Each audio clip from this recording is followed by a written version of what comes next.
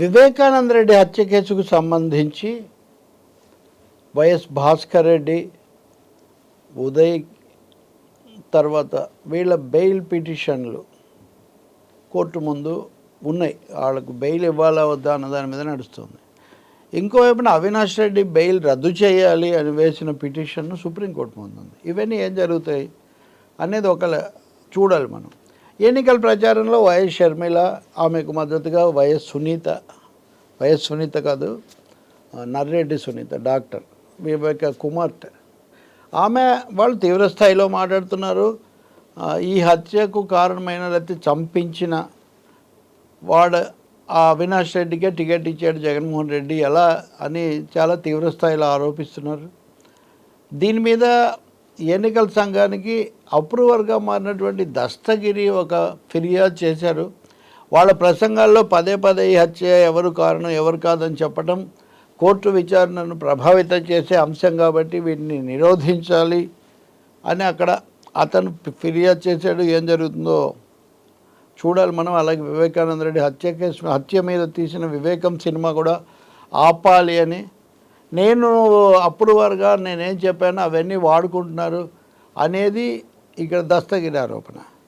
సరే, ఈ విషయం అలా ఉంచితే వైసీపీ కీలక నాయకుడైనటువంటి విజయసాయి రెడ్డిని మధ్య ఒక ఇంటర్వ్యూలో అడిగారు, మీరు వివేకానంద రెడ్డి గుండెపోటు వచ్చిందని ఎలా చెప్పారు? మొట్టమొదటగా ప్రపంచానికి ఆ విషయం ఆ విధంగా చెప్పింది మీరే కదా అని గట్టిగా అడిగినప్పుడు ఆయన నాకేం తెలీదు, ఎవరో జర్నలిస్ట్ నాకు ఫోన్ చేసి చెప్పాడు. అది చెప్పగానే నేను సంభ్రమాశ్చర్యాలకు గురయ్యాను.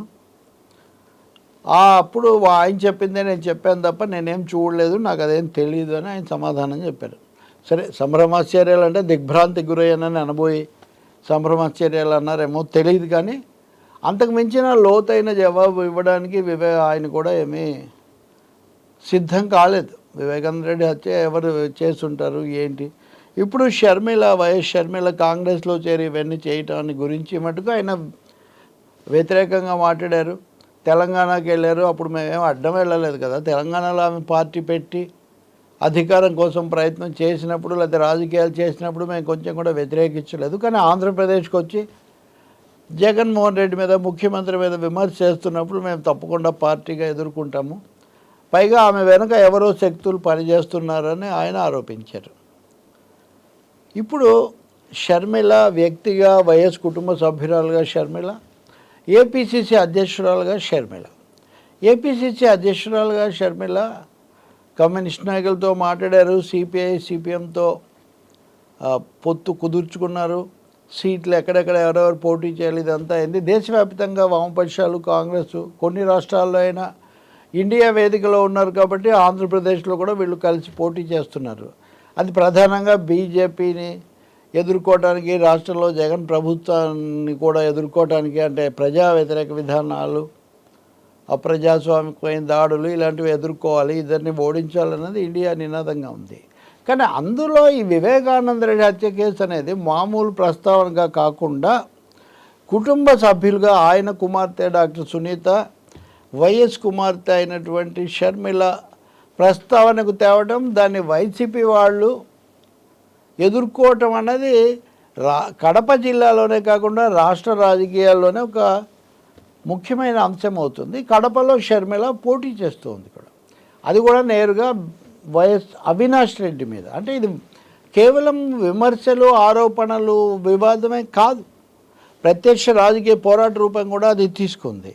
దీన్ని అన్ని చోట్ల ఉపయోగించాలి, ఇది రాజకీయంగా ఒక ముఖ్యమైన అస్త్రంగా వాడాలన్నది సహజంగా ఎన్డీఏ టీడీపీకి ముఖ్యంగా భావిస్తున్నటువంటి టీడీపీ జనసేన అది అట్లా ఉంది.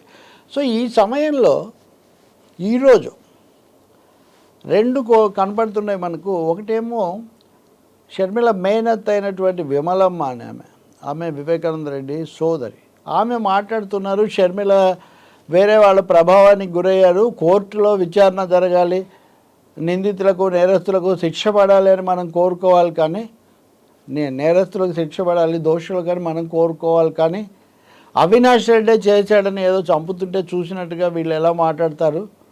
ఇది చాలా దురదృష్టకరం, ఆమె ఆమోదించలేనిది. ఈ విధంగా కుటుంబం యొక్క ప్రతిష్టను వీధిలో పెట్టారు. ఈ పద్ధతిలో వివేకానంద రెడ్డి సోదరి అయినటువంటి విమలమ్మ ధ్వజం ఎత్తారు.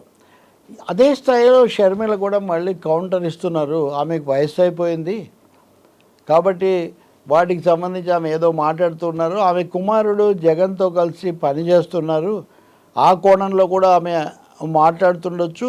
మేమేమి కొత్తగా ఆరోపణలు చేయటం లేదు, సిబిఐ చెప్పిన విషయాలు, కోర్టులో వచ్చిన విషయాలే మేము చెప్తున్నాము.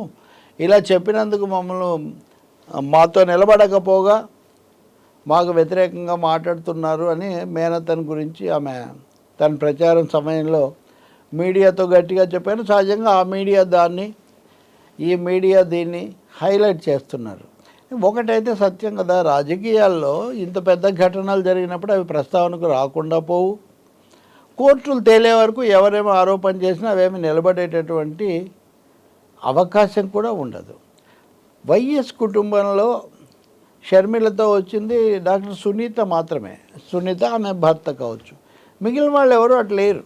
ఇప్పుడు లేరు అనడానికి విమలమ్మ మాట్లాడుతున్నటువంటి తీరే ఒక ఉదాహరణ. కుటుంబ సభ్యులు ఏమంటారంటే, డాక్టర్ సునీత తన కుటుంబాన్ని, తన భర్తను కాపాడుకోవటం కోసం ఎదురుదాడి చేస్తున్నారు, అవినాష్ రెడ్డి మీద ఆరోపణలు చేస్తున్నారని వాళ్ళు అంటారు.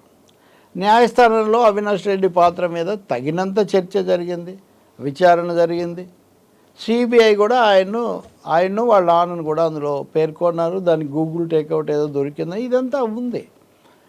ఏదైనా ఎన్నికల్లోపు అయితే ఆ తీర్పు వస్తుందని మనం ఏమి ఆశించలేము.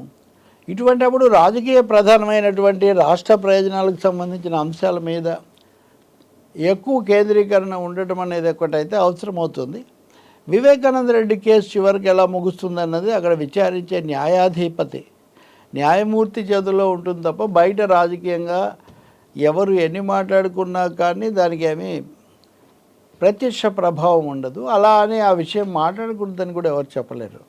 కొంతమంది ఇలా చెప్తే వెంటనే ఏదో ఒకటే చెప్పండి అంటే, ఒకటే చెప్పడానికి వాళ్ళు చంపారని వీళ్ళు. ఉదాహరణకు ముఖ్యమంత్రి జగన్ స్వయంగా తన సభలో హంతకుడిని వెంటబెట్టుకొని తిరుగుతున్నారని ఆయన అన్నారు. ఆ మాట విమలమ్మ కూడా అన్నారు. హంతకుడికి మీరు టికెట్ ఇచ్చారని షర్మిల అంటుంది, హంతకుడిని మీరు వెంటబెట్టుకొని తిరుగుతున్నారని జగన్ లేదా వైసీపీ నాయకులు అంటున్నారు. ఈ పజిల్ ఎక్కడ పరిష్కారం కావాలి? ఇది న్యాయస్థానంలోనే పరిష్కారం కావాలి. కుటుంబంలో కూడా 90% మంది అట్లా లేరు అనడానికి విమలమ్మ మాట్లాడుతున్నటువంటి తీరు ఒక ఉదాహరణగా నిలబడుతుంది. ఆమెకు పెద్ద చాదస్తం ఎక్కువైపోయింది అని ఈమె మాట్లాడచ్చు, ఈమె రాజకీయ శక్తుల చేతిలో దారి తప్పి ఇలా మాట్లాడుతున్నారని ఆమె అనొచ్చు. ఏదైతేనేమి షర్మిలకు కూడా బహుశా రాబోయే రోజుల్లో కడప కాబట్టి ఇది ఎక్కువ మాట్లాడుతున్న ప్రధానంగా ముందుకు వస్తుందేమో.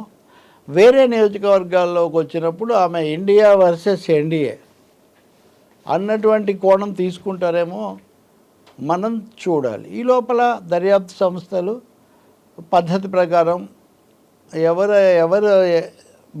ఎవరు దానికి కారణమైనా లేదా ఎవరి మీద ఎలాంటి ఆరోపణలు ఉన్నా అవి కోర్టుకు సమర్పించి తగు విచారణకు దోహదం చేయాలి.